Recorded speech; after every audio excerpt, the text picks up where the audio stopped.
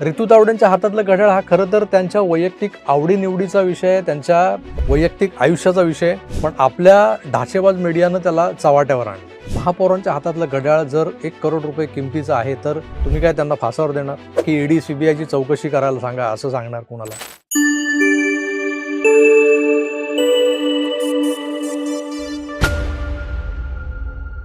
मराठी मीडियातले घड्याळ बाबा. शीर्षक वाचून विषय कळेलच असं नाहीये, म्हणून जरा विस्कटून सांगावं लागतंय मला. हा जो मराठी म्हणवणारा खारी बिस्किटवाला मीडिया आहे ना, ज्यानं मराठी अस्मिता नावाच्या एका बागुलबुवाला मराठी माणसासमोर उभा केला आणि मुंबई महाराष्ट्रापासून तोडण्याचा डाव आखणारे गुजराती मारवाडी 2026 नंतर हे शहर अख्खच्या अख्खं उचलून सुरतेला नेणार, अहमदाबादला नेणार, गुजरातला नेणार, हे सांगण्याचं आणि ठाकरे ब्रँड असं नाव असलेली बँजो पार्टी जी होती. आता या बँजो पार्टीत हे लोक कोण होते, तर हे बेस ड्रम वाजवायला, तो स्टीलचा खुळखुळा वाजवायला जे शिकाऊ किंवा होतकरू असतात ना गल्लीतल्या त्या बँजो पार्टीत, तसे हे होतकरू पाकिट मारू हे जे काही लोक आहेत, संपूर्ण निवडणूकभर या बँजो पार्टीचे कार्यकर्ते बनून लढत होते. मी तुम्हाला सांगतो, 80च्या दशकात गिरगावात, लालबाग परळमध्ये किंवा मुंबईच्या कुठल्याही उपनगरात बँजो पार्टी या वाद्य प्रकाराची, या बँडची चलती होती. आमच्या खेतवाडीत याआधी इब्राहिमचा कच्छी बाजा फेमस होता. इब्राहिम हे नाव मुस्लिम असलं तरी हिंदूंच्या सगळ्या सणावारांना हा त्याचा कच्छी बाजा वाजवायचा आणि हा त्याचा इब्राहिमचा कच्छी बाजा हा हवाच असायचा.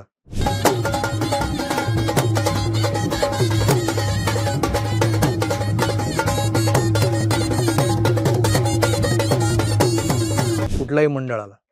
त्यानंतर बँजोचं फॅड आलं.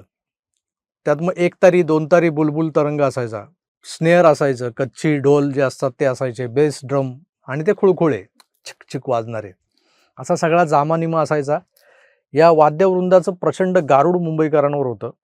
या वाजवणाऱ्यांच्या टीममध्ये बुलबुल वाजवणारा किंवा नंतर इलेक्ट्रिक सिंथसायझर जो आला, कॅसिओ आले, ते कॅसिओ वाजवणारा हा मुखिया असायचा.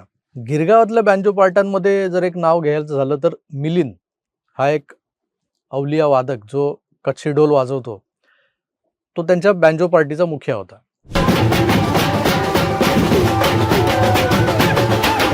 या मुख्यांना, वादकांना चघळायला कधी माणिकचंद, मूलचंद किंवा मावा आणून देणं, त्यांच्या ढोलच्या ज्या काठ्या असतात त्या काठ्या सांभाळणं, अशी पडेल कामं करणारी एक बी टीम असते या बँजो पार्टीत.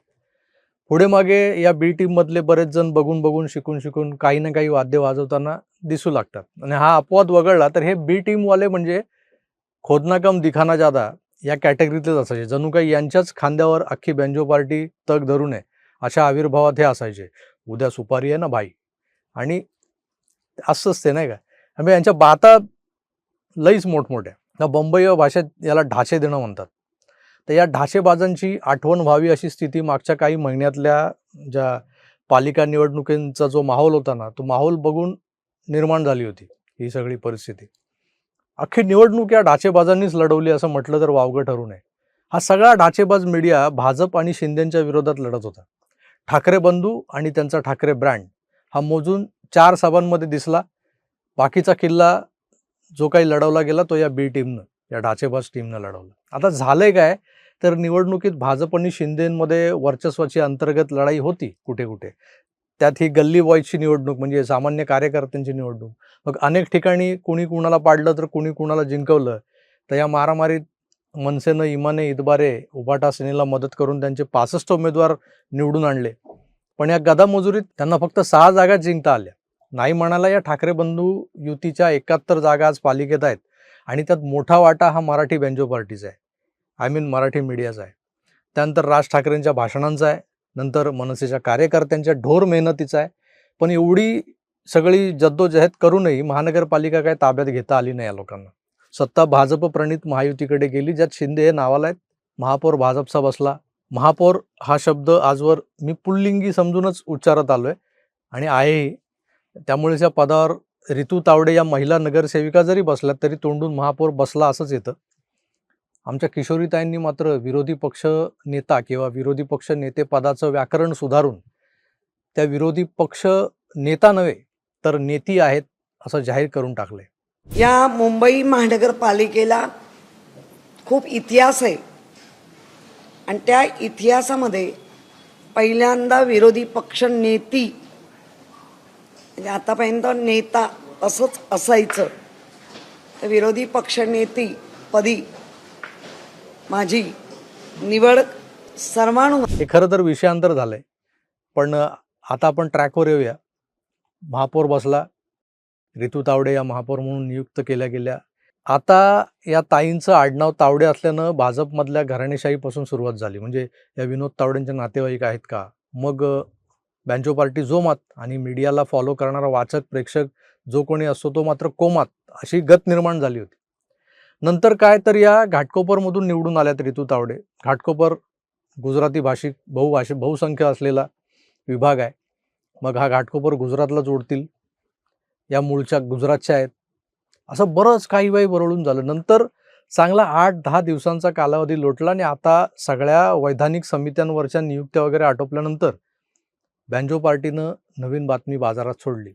अगदी विश्वासार्ह अशा एका वृत्तसमूहानं सुरुवात केली या बातमीला. नंतर सगळ्यात चिल्लर मीडियानं ही बातमी चालवली. बातमी काय होती तर महापौरांच्या हातातलं घड्याळ हे 1 करोड रुपयांचं आहे.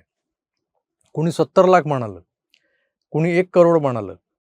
मित्रांनो, निवडणुका संपल्या, आपण जो किल्ला लढवला तो किल्ला पडला, आपण सेट केलेली सगळी नरेटिव्ज आपटली, अगदी तोंडावर आपटली.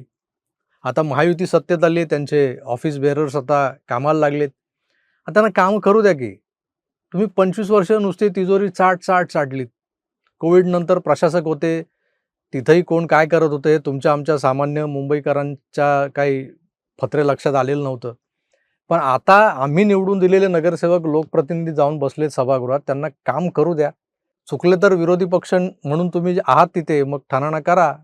बँडवाले आहेतच आतमध्ये, बँडवाले नाही ब्रँडवाले. पण बाहेरची बी टीम मात्र अस्वस्थ आहे. त्यांना काही करून भाजप आणि शिंदेच्या शिवसेनेला टार्गेट करायचंच आहे.